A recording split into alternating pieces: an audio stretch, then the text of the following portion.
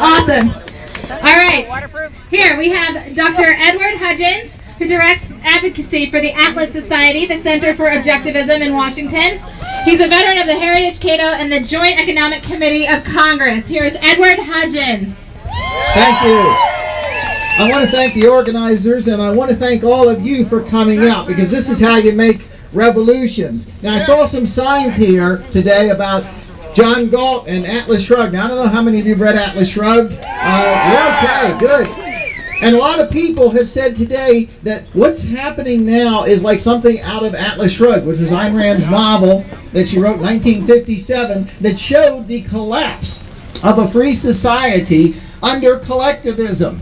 And that's what, unfortunately, is happening today. Now, I think, I forget who said it, Einstein or someone, that if you, insanity is doing the same thing over and over again, even though it fails. Let's take a look at socialism, okay? Now, they tried socialism first in the Soviet Union, and there the government owned everything, all the property, and they tried to micromanage everything and decide who does what and how many cars of coal goes to this factory and that factory. It completely collapsed, of course. Now, the second type of socialism was tried in Italy. And there they said, well, we'll let people keep private property, okay? But we'll have a special government agency to sort out, you know, who gets what and what the farmers get and what the workers get and so forth. And it was called a Grand Council of Fascism. And it didn't work very well either, okay? And of course, people got upset and they had to repress them. A third type of socialism was tried by the Europeans. Now, you know what the Europeans is? They said, we'll have a democratic socialism. We will control the commanding heights, and we'll have democracy, okay? Now, that version didn't work very well either, okay? Now, Barack Obama is taking a little bit from each version of socialism, and he's going to try his own type. His commanding heights apparently are energy, health care, and education. He wants to take over those things. He's already taken the banks. He's already taken quite a few private companies. And what's interesting is the banks tried to give back the money. Some of the banks have tried to give back the money, and he says, no, we don't want your money back. We want to control you. That's what's happening. That's what these guys are doing. Never. Now, you've also seen some signs saying people should go Galt, meaning go John Galt out of Atlas Shrugged. Let me tell you what it means to go Galt. We have to take the moral high ground, okay? That's our real strength, is our morals. Let's take what is the moral high ground. What is going Galt? First of all, it doesn't just mean getting angry. That's going postal. What it is, it's getting angry at a system, right, that rewards irresponsibility, whether it's individual irresponsibility or institutional irresponsibility, right? Number two, going Galt means asking a question, who am I working for anyway? Am I working for myself, or am I working for these guys over here? Okay? To go Galt also means recognizing that all of you are being punished for your virtues, not for your vices. You're being punished for being productive. You're being punished for being honest. That's what they're doing. They're punishing you for your virtues, not for your vices, not for stealing. To go Galt means recognizing that you have a moral right to your own life, you have a moral right to your own wealth, and therefore you have a moral right to what you earn. It's not the government.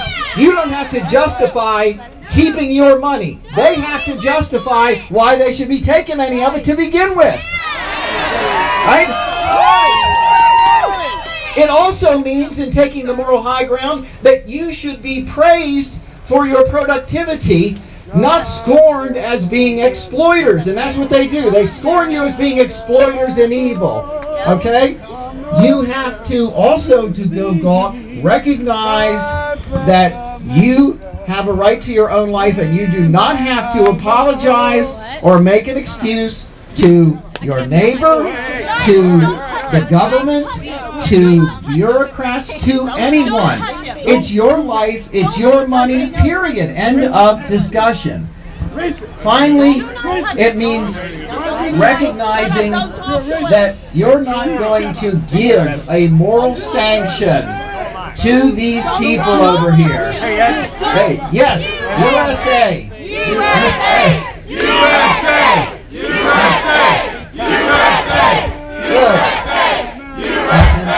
USA! Good. Anyway, and by the way, it's recognizing, I would say you also recognize that idiots and nuts are the ones who are trying to shut down free speech in this country. You know, it's interesting. I mentioned the analogies between the different types of socialism in the past, and one was Mussolini, the what is called corporatism, but it really is, the word is fascism. That's what they used. And one of the things about fascism, one of the things about that form of socialism, is that the only way it could succeed was with a powerful government that crushed dissent. Now, what do you call it when the government comes out with a list of people like us, dissenters who are security risks because maybe you have a Ron Paul bumper sticker, right? What do you call it when they want to do censorship under the guise of fairness, the fairness doctrine for talk radio? What do you call that? Yeah. Thank you. And this is the only way they can succeed. And what do you call it when they want to get rid of the secret ballot for unions? Tyranny. That's exactly right. That's where we're heading. What's most important, the thing you can all do to fight back is, of course, to come out to events like this, show yourselves, and to not apologize for your virtues. Not give these guys what Ayn Rand called the sanction of the victim.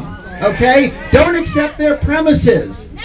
Never. That's right. That's how you can go Galt.